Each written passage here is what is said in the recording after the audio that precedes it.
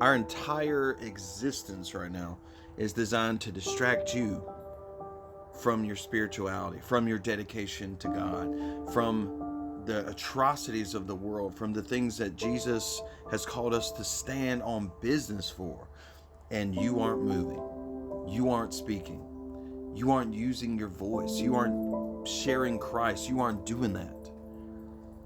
From abortions that happen millions per year, where innocent lives are being ripped out of their mothers' wombs, and there is grace there for the mothers, and the misleading ads and misleading terminology and teachings and stuff like that. But these are people, innocent children, that are being slaughtered.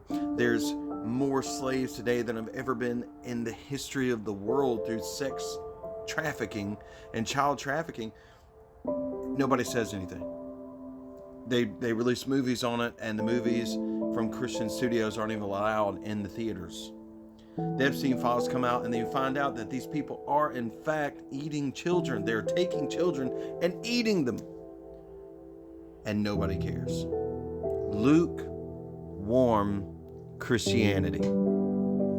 Period. Revelation 3:15 says, I know your deeds. This is the words of Jesus. That you are neither hot nor cold. I wish you were either, one or the other. So because you are lukewarm, neither hot nor cold, I am about to spit you out of my mouth. And then he goes on to talk about how the rich say they got it all and they got it from God. No, you didn't. And how everybody else has it all together. But the reality is, as he wrote to Laodicea here, he said, you are lukewarm. That is the worst way to be. Be good, be evil, but don't be lukewarm. You have a calling. Christians have a calling to go and fight for the unborn, to go and fight for these children who are being taken, to fight against the atrocities of the world through the word of God, to call down the fire as Elijah did, and prove wrong these false gods like the God of Islam and like Buddhism and the God of Baal, who's still running rampant. That's what we're called to do. And it seems extreme, but our faith is extreme.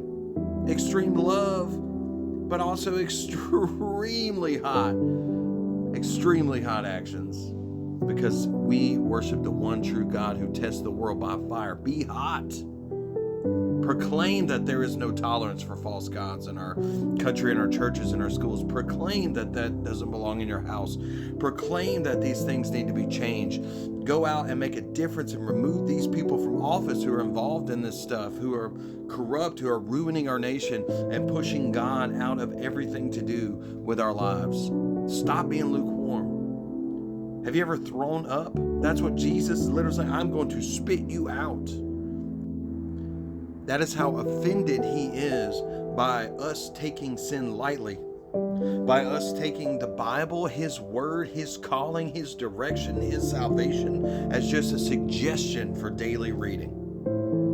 Wake up, Christians.